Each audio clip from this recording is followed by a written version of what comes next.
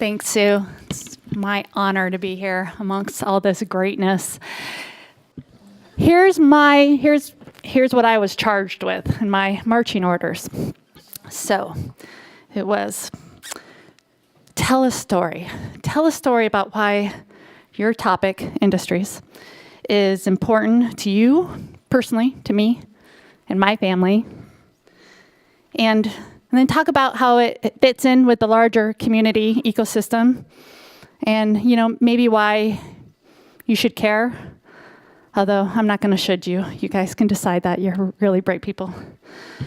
And then, maybe share a little bit of what our specific headwinds and challenges are. Now, like Sue said, I'm not Jeff, and likewise, I'm not going to take on the whole topic of factories, history, past and present, Whatcom County. I'm going to narrow that scope in a little bit to just talk a bit more about what I know a thing or two about, which is Intelco. Alcoa and Intelco Works. It's located out in Cherry Point, right in between the two oil refineries. I work out there. I've worked out there directly as an employee since 2006. I'm currently the environmental manager out there. I have a background in environmental engineering.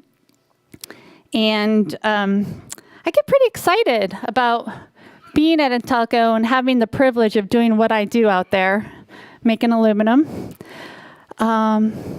Maybe a little bit why I get excited is a brief history of Kathryn, if I may. I'm a transplant. Any other transplants in the room? Yeah. I'm a newbie. I've only been here about 22 years now. Still getting used to the new community. I love it. I'm raising a family here. I'm actually married to one of the speakers scheduled to speak tomorrow, that's Bob Mitchell. We're raising 2 kids. My daughter is a senior. Her name's Frances. She'll love hearing this. Any chance I get to embarrass her, I have to take that. She's a senior at Home and taking some running start classes. And I have a son, Liam, who is now a freshman. Saw some of my old PTA friends out there. Hi, Wendy. They're growing up pretty quickly. Like I said, I'm a transplant. I grew up in Michigan. I immigrated from Holland, Michigan. Where's our apple farm guy? Yeah. And it was there that I had a very amazing mother who really taught me to value and respect the water resources, the Great Lakes, specifically Lake Michigan and our little lake, and how to have fun with it and how to protect it. I kind of grew up with that ethic. I grew up with her stories about what she witnessed industries putting out their pipes before the Clean Water Act. So that was all kind of germinating as I was growing up in the 70s and 80s, and I decided to do what I could do to try to take some action. I said, you know what, I want to go be part of the solution. So I went to school and studied for a long time, enjoyed studying. Wouldn't say that makes me any smarter than anybody else, but I really did enjoy the opportunity to get to study environmental engineering. And then I found myself out here. Again, that guy who's talking tomorrow, he landed a job at Western, so I came along and just feel really fortunate to be here. It's just a beautiful place. So fast forward. Oh gosh, I better get back on track. I promised you I'd keep this. So fast forward, I did some consulting work, and I found myself at Intelco making aluminum. And it's pretty great to be out there and understand just all the hard work that goes into making aluminum and making it with complete respect to our environmental values, and really understanding our core values. We know it's a privilege to operate there, and we know if we can't operate in compliance and meet or exceed our operating permits, our Clean Air Act, our AOP permit, our water permit, our NPDS, National Pollutant Discharge Elimination System permit, we don't get to operate. So it's fundamental to everything we do, and I can assure you it's part of the daily conversations out there. I get pretty geeky when I talk about aluminum, honestly. Sorry to bore you. If you ever run into me at a cocktail party, you probably have heard this spiel, but I'm pretty happy to be working for aluminum as an engineer, an environmental engineer, because of the promise of aluminum in the sustainability future. Yeah, its role it can play with being recyclable and lightweighting, and it has a real role to play in our sustainability pathway as we go forward. A couple fun facts. I like the fun facts. Aluminum Association will report about 75% of all the aluminum ever made is still in use. Aluminum's one of those things you can just keep recycling. A can you recycle today can be a can again in 60 days. Let's see, aluminum, another fun fact, is the third most abundant element in the Earth's crust, the most abundant metal. We actually get our bauxite, which is refined to alumina, which is made into aluminum from Australia. It takes about 4 pounds of alumina to make 1 pound of aluminum. We receive the alumina out at Cherry Point, and we break that Al2O3 bond out there to make aluminum. Yes, it takes a lot of energy. We recognize that. And we also recognize our need to use the natural resources of the county, and we pull our water from the Nooksack.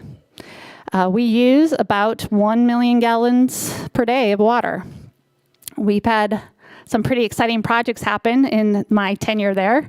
Back in 2010, we upgraded a process where we're using once-through cooling water. We re-engineered that through some public-private partnership and effort where we made that a closed-loop system. We reduced that by 2.5 million gallons per day. So that was really exciting thing to be a part of and see happening and see those values in action. And last year that we don't rest on our laurels either. We have sustainability goals to really eliminate all our water discharge. That's our goal, and we have plans in place to get there. Last year, I'm thrilled to celebrate that we were able to change a process where we're using water to cool our anodes.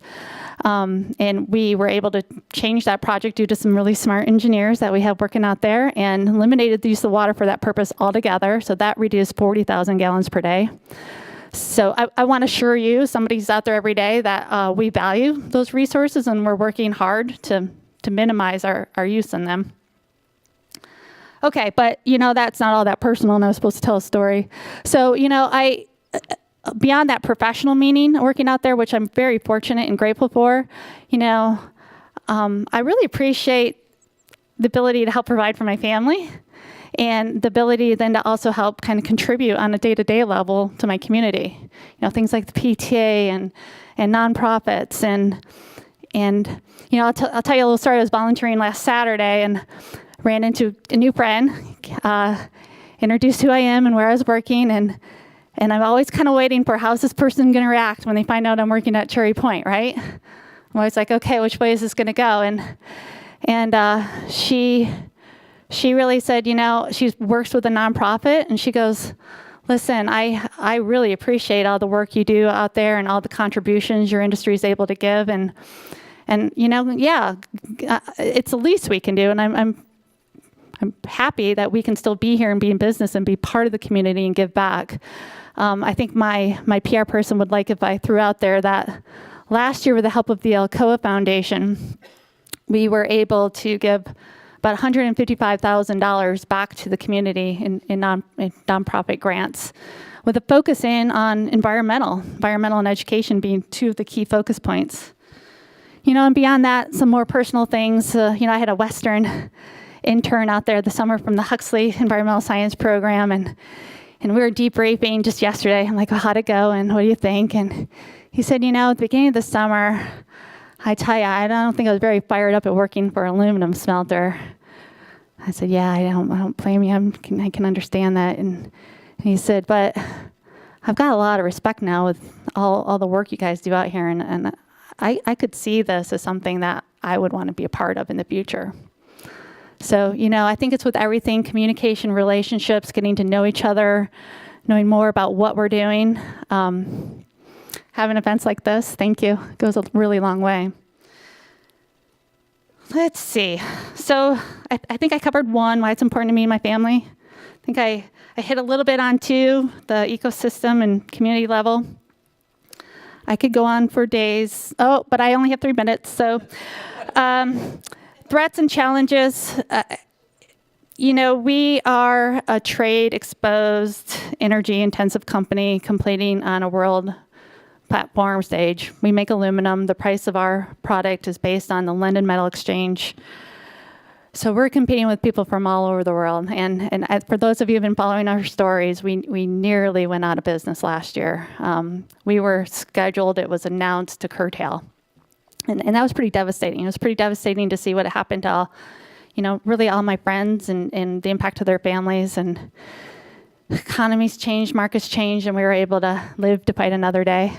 But I'll tell you, we're the only aluminum smelter left in the Pacific Northwest. And there used to be about 10 of us back in the day. It's a hardy group, and I'm really, really, really proud and privileged to be part of that. Okay, with that, no further, I'm done. But I do want to take a moment, because how often do I get this chance to say sincerely and from the bottom of my heart, thank you all, each one of you, for all the hard work you do and the contributions you make to this community and making it just a wonderful place for us to live and future generations to grow up in. So thank you very much.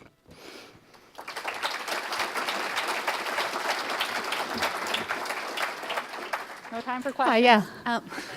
Could you explain a little bit further, give a little bit more detail and background behind what you said about 75% of the aluminum made is still in use? From what point in time are you talking? The talking points from the aluminum industry are since aluminum first was made, which, oh gosh, I'm going to get in trouble, late 1800s. It was the future metal of promise. And it's just because if we can get it into the recycle stream, once we've made it, it's very energy intensive to make it. I'm not going to lie. But once we make it, it only takes about 5% of the energy just to remake it into another product. And the Aluminum Association, I'd be happy to talk more about with you afterwards. Thank you all very much. And I'll talk to you about other polls.